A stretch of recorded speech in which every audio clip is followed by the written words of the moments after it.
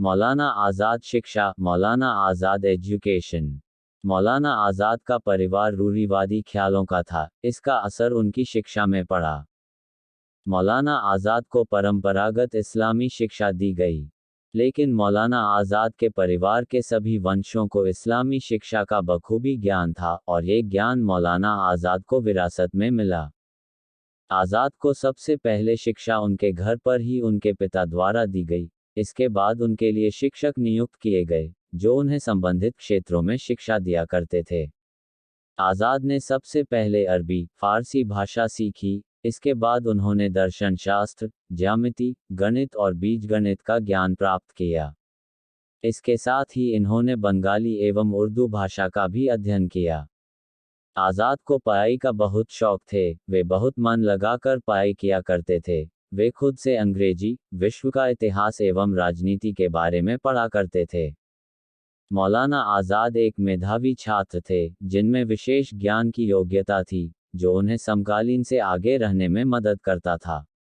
मौलाना आज़ाद को एक विशेष शिक्षा और ट्रेनिंग दी गई, जो मौलवी बनने के लिए जरूरी थी। मौलाना आज़ाद शुरुआती जीवन, मौलाना आज़ाद अर्ली लाइफ। युवा उम्र में ही आज़ाद जी ने बहुत सी पत्रिकाओं में काम किया।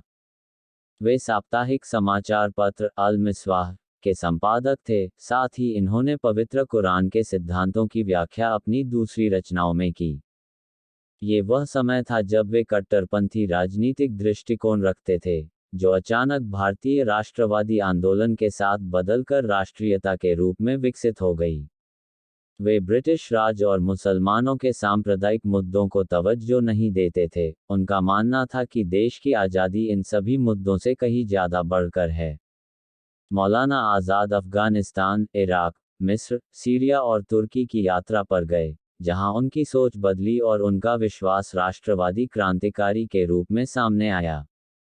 भारत लौटने के बाद वे प्रमुख हिंदू क्रांतिकारियों श्री अरबिंदो और श्याम सुंदर चक्रवर्ती से प्रभावित हुए, और आज़ाद जी ने उनके साथ मिलकर सक्रिय रूप से स्वतंत्रता के लिए राष्ट्रीय संघर्ष में भाग लिया।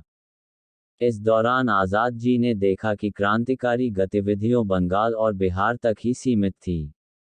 2 सालों के अंदर मौलाना अबुल कलाम आज़ाद ने उत्तरी भारत और बंबई भर में गुप्त क्रांतिकारी केंद्रों की स्थापना में मदद की। उस समय इन क्रांतिकारी केंद्रों में अधिकतर क्रांतिकारी मुस्लिम विरोधी हुआ करते थे, क्योंकि उन लोगों का मानना था कि ब्रिटिश सरकार भारत की आज़ादी के विरुद्ध मुस्लिम समुदाय का इस्तेमाल कर रही है।